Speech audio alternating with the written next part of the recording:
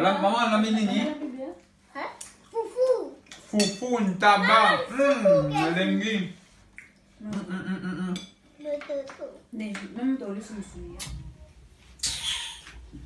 Mwasi nanga penza lelo nga moko azolamba fufu na ngai mpo mwasi abimi asala ba shopping na ye alembi penza na oyesimba te napeta fufu na nga si apres tokotame abenga nano masanga na allemand bof na nga natala situation ya bof ndenge nini kua Ja. Oh. Ja.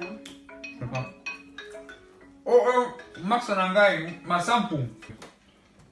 Ouais, bof, Boni. Oui, allô bof. Boni. Boni Bino. Calme ça. Ils sont bien awa, Tolia. Bien. Vous allez à McDo. Tolia foufou, un tabac, ndunda. Ah. Bon appétit. Bon appétit. Bo lelo bolami chakamade sute. Te lo chaka made sutwe. Te. Ça va? Boli mino kuna? Moi je suis la minini. Ah, biso toza bien kaka.